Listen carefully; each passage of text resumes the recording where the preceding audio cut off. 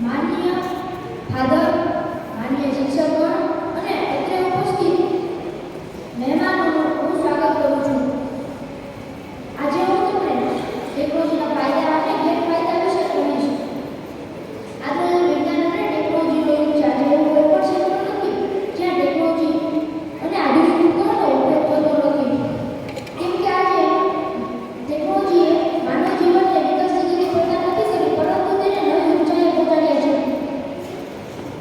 હવે આપણે જોઈશું ટેકનોલોજીના ફાયદા. ટેકનોલોજીના ફાયદા જ ફાયદા છે. આજે એવું કોઈ પણ ક્ષેત્ર નથી જ્યાં ટેકનોલોજીનો ઉપયોગ થતો નથી. શિક્ષા, સ્વાસ્થ્ય, મનોરંજન, પર્યટન, કૃષિ વગેરે ક્ષેત્રોમાં ટેકનોલોજીનો મહત્વપૂર્ણ ભાગીદારી ભજવી છે. આજે એવા કેટલા આધુનિક ઉપકરણો બનાવ્યા છે જેનાથી માનવ જીવન જેવું સાવ સહેલું થઈ ગયું છે. માનવ જીવન જેવું સાવ સહેલું થઈ ગયું છે. આજે તમે ઘરે બેઠા બેઠા દેશ દુનિયાના ખૂણે ખૂણાના સમાચાર થોડી સેકન્ડોમાં જોઈ શકો છો.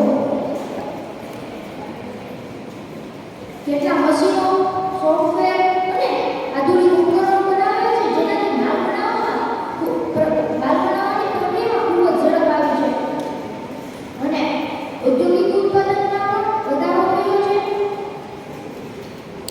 અને ઔદ્યોગિક ઉત્પાદનમાં ખૂબ જ વધારો થયો છે. ટેકનોલોજીથી મનોરંજનના ક્ષેત્રમાં પણ યોગદાન થયું છે. ટેકનોલોજીથી મનોરંજનના ક્ષેત્રને નવી ઓળખ મળી છે. તમે ઘરે બેઠા બેઠા ટીવીમાં વિડીયો જોઈ શકો છો, પ્રોગ્રામ જોઈ શકો છો અને મ્યુઝિક સાંભળી શકો છો. તમે હવે આપણે જોઈશું ટેકનોલોજીથી થતા નુકસાનો. એક તરફ કેટલા ટેકનોલોજીથી કેટલા ફાયદા છે તો બીજી તરફ કેટલા નુકસાન પણ છે.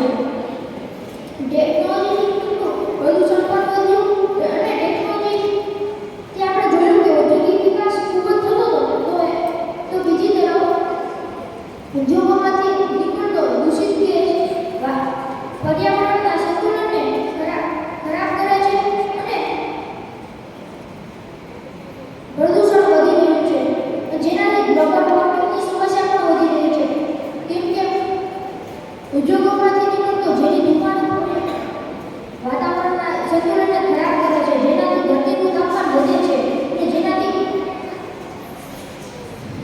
અને જેનાથી ગ્લોબલ વોર્મિંગની સમસ્યા પણ વધે છે અને સમયની બરબાદી.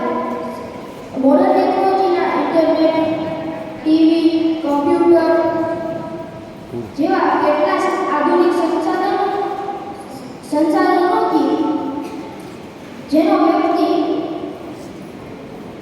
જરૂરિયાત